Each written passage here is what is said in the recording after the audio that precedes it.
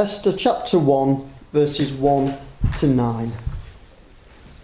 Now it came to pass in the days of Cyrus, that is Cyrus which reigned from India even unto Ethiopia, over 127 provinces, that in those days when the king Ahasuerus sat on the throne of his kingdom, which was in Shushan the palace, in the 3rd year of his reign, he made a feast unto all his princes and his servants, the power of Persia and Media, the nobles and the princes of the provinces being before him.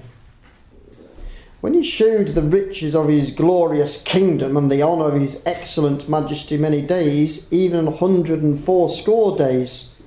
And when these days were expired, the king made a feast unto all the people that were present in Shushan the palace, both unto great and small, 7 days, in the court of the garden of the king's palace, where were white, green, and blue hangings, fastened with cords of fine linen, and purple to silver rings, and pillars of marble.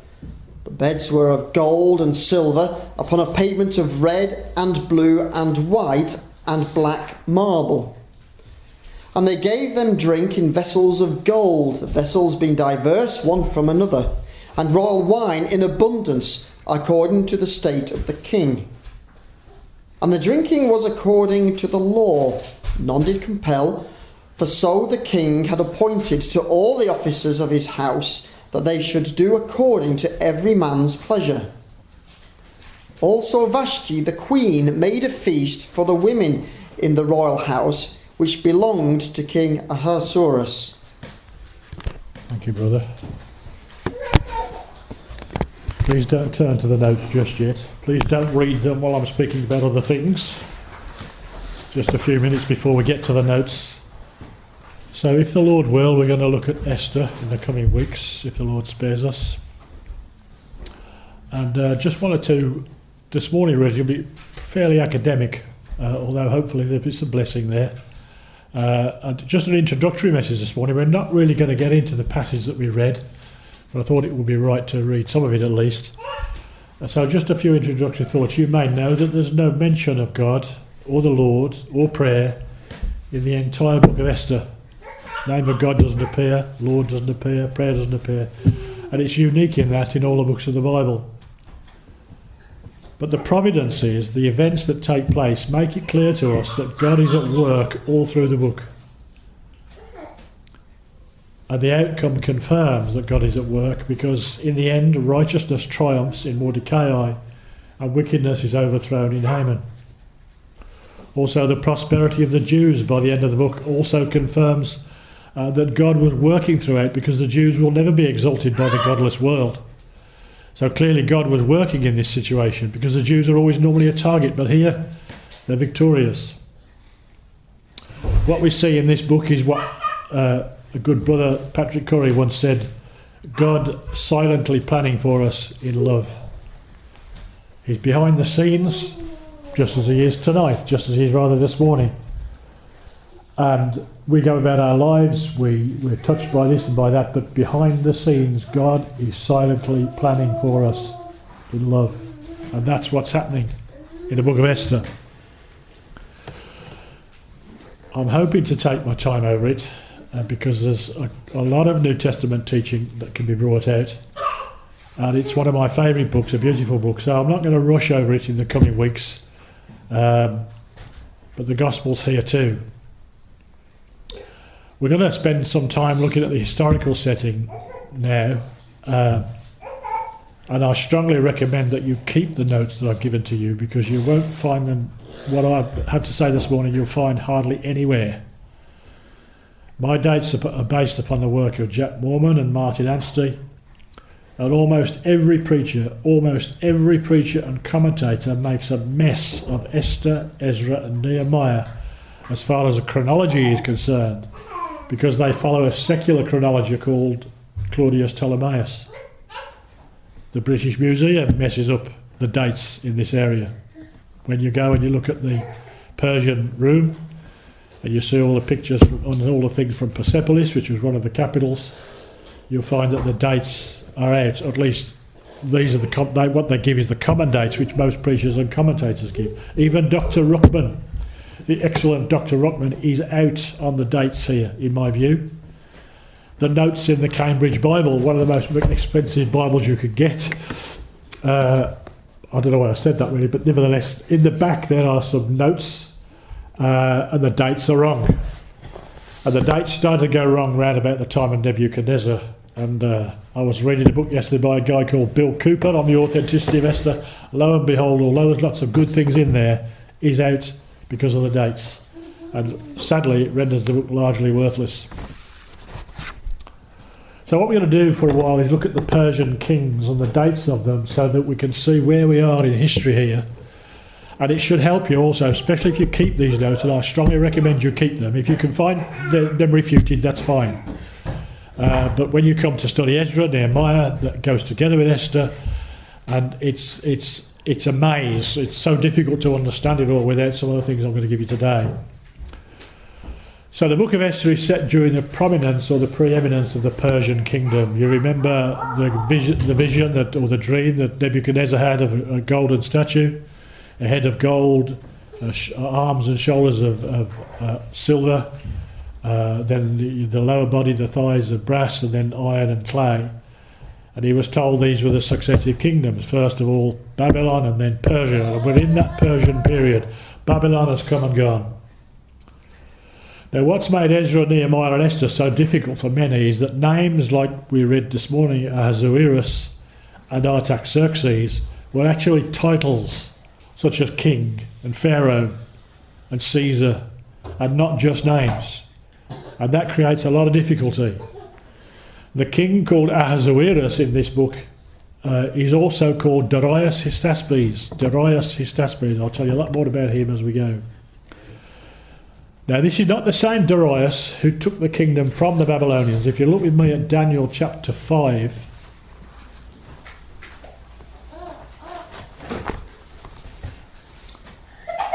Daniel chapter 5, I think it's the last two verses.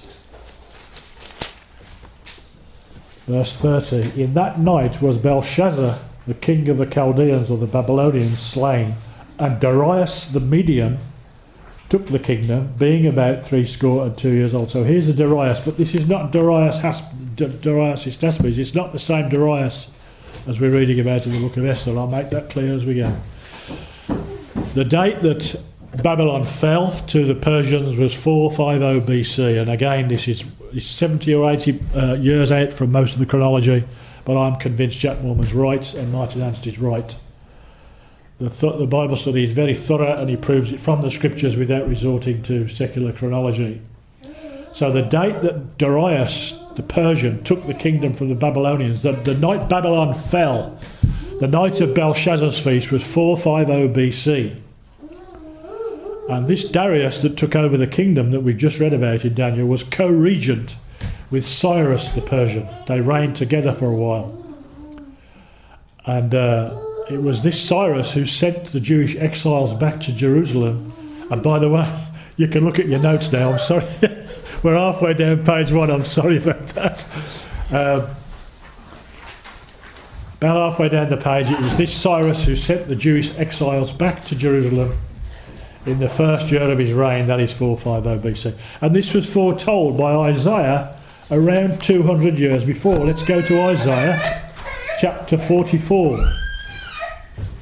Isaiah chapter 44 and verse 25.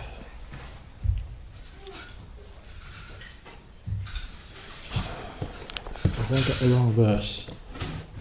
Yes, it should be verse 28. I've written it down several times and Jean's typed it for me several times. I've still got the wrong verse. It's verse 28 of Isaiah 44. That saith of Cyrus, he is my shepherd, and shall perform all my pleasure, even saying to Jerusalem, thou shalt be built, and to the temple thy foundation shall be laid.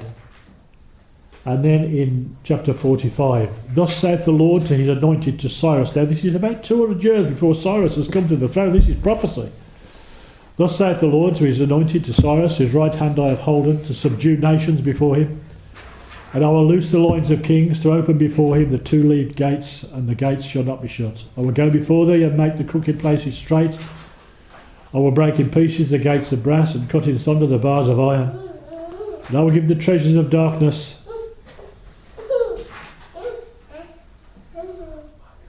I will give the treasures of darkness and hidden riches of secret places, that thou mayest know that I, the Lord, which call thee by thy name, am the God of Israel. For Jacob my servant's sake, and Israel mine elect, I have even called thee by thy name, I have surnamed thee, though thou hast not known me. So this is Cyrus. Now go over to verse 13 in Isaiah 45, that's verse 13, and God says this of him, of Cyrus: I have raised him up in righteousness, and I will direct all his ways. He shall build my city. Note that's important. And he shall let go my captives, not for price nor reward, saith the Lord of hosts. We'll refer to that again in a few moments. The first chapter that we've read from in Esther takes place in 431 BC with the deposing of Queen Vashti. That's in 3 years into the reign of Darius Hystaspes, called Ahasuerus. 431 BC, the first chapter that Steve read to us. Reading on in the notes with me, the Persian kings and their dates from the fall of Babylon in 450 BC until the end of the first week of Daniel's 70-week prophecy are as follows: Darius the First and Cyrus, who are co-regent in 450 BC. Cyrus reigns for 7 years until 443 BC, and then the king called Cambyses for 8 years until 435 BC. Look with me at Ezra chapter 4, because Ezra and Esther and Nehemiah are all in the same period. If you go back before the Psalms, before Job and before Nehemiah and Esther, find Ezra chapter 4, and we read of an Ahasuerus here also. Now this is not the same Ahasuerus as Esther. Ezra chapter 4 verse 6. And in the reign of Ahasuerus, in the beginning of his reign, wrote they unto him an accusation against the inhabitants of Judah and Jerusalem. And in the days of Artaxerxes, and this is the same king, this is Ahasuerus in verse 6. And in the days of Artaxerxes wrote Bishlam, Mithridath, Tabeel, and the rest of their companions unto Artaxerxes, king of Persia. And the writing of the letter was written in the Syrian tongue and interpreted in the Syrian tongue. The name of this man is Cambyses. Cambyses is his name, and he comes after Cyrus, and he reigns for 8 years. And this Cambyses, or Ahasuerus as he's called in Ezra, and Artaxerxes is called in Ezra, he's the one that stopped the building of the wall. He's the one that stopped the building of the temple, because he had this letter which we just read about from the adversaries in Jerusalem, from those that hated the Jews and wanted to stop the work. Seemingly unaware that Cyrus, his predecessor, by about 15 years, had given the decree for the building of it 15 years earlier. Then comes a man after Cambyses called Pseudo-Smerdis. He was a usurper of the throne. He reigned for just 7 months until 434 BC, and then comes our king in Esther, Darius Hystaspes. And he begins to reign for 32 years, from 434 to 402 BC. And this is the king Ahasuerus throughout the book of Esther, Darius or Darius Hystaspes. So it's Darius Hystaspes who deposes Queen Vashti in Esther chapter 1. It is Darius Hystaspes who marries Esther in the 7th year of his reign in 427 BC. And in the 20th year of his reign, it's this same Darius Hystaspes who allows Nehemiah to return to build the city walls. And there in Nehemiah, he's called Artaxerxes. You just go with me back to Nehemiah, because I say these are titles, not just names: Artaxerxes, Ahasuerus, and so forth. So if you look at Nehemiah chapter 2 and verse 1, it came to pass in the month Nisan, in the 20th year of Artaxerxes, this is Darius Hystaspes the king, that wine was before him, and I took up the wine and gave it unto the king. Now I had not been before time sat in his presence. And what we find here is that Nehemiah is allowed to go back and build the wall. There is no decree here All the chronologists, all the commentators, all the preachers will tell you that Artaxerxes gave a decree to build the wall. No, he did not. He simply allowed Nehemiah to go back. Cyrus had already given the decree 16 years earlier. So he allows Nehemiah to return to build the city walls because they'd been stopped by the adversaries. He's not the first. He doesn't begin the work. He goes because it's been hindered. Another great error which has created considerable confusion among modern preachers and commentators, except for Jack Mormon, is that Cyrus only decreed the building of the temple in 450 BC. This is commonplace. They all say this. And that the building of the city was not begun until many years later by Nehemiah, as we've just read. Now this is contrary to the plain statement of the scriptures that Cyrus commanded both the temple and the city to be built at the first return of the exiles in 450 BC. Let's look at those verses that we read again in Isaiah. Nehemiah goes back under Darius Hystaspes, but Cyrus had sent the Jews back in 450 BC not only to build the temple, as everybody will tell you, but also to build the wall. Now Isaiah 44:25. Thus saith of Cyrus, he is my shepherd and shall perform all my pleasure, even saying to Jerusalem, thou shalt be built, and to the temple thy foundation be laid. Mark that down, because if you're ever trying to study Ezra, Nehemiah and Esther, you'll never make sense of it unless you understand that the decree was for the temple and the wall. And we find the same thing in Isaiah 45, down in verse 13. I have raised him up in righteousness, speaking of Cyrus, and I will direct all his ways. He shall build my city, and he shall let go my captive, not for price nor reward, saith the Lord of hosts. So note carefully, the city, not just the temple, is included in this decree of Cyrus. The work on the wall probably almost certainly began in 450 BC when Babylon fell and the decree, the 70 years of Daniel began, but was hindered by the Jews' adversaries. Nehemiah, receiving the news in 414 BC, returns to take the matters in hand. There is no decree for Nehemiah. There's no decree for Nehemiah. Is simply allowed to go back. So it's Darius Hystaspes who is King Ahasuerus in the final chapter of Esther, alongside whom Mordecai is second in the kingdom. Now this may all seem very dry to you, and I'm sorry if it is, because I've just about finished, but I think we need this setting, we need this background, because as we go through there might be times when we're going to revert to Ezra or Nehemiah, and we need to understand these two things principally. Artaxerxes, Ahasuerus, these are titles. And it's very easy to get confused when you're comparing those three books. The king of Esther is Darius Hystaspes. He's the fourth in the row. There's first Darius and Cyrus, and then there's Cambyses, Pseudo-Smyrna, and then comes this king.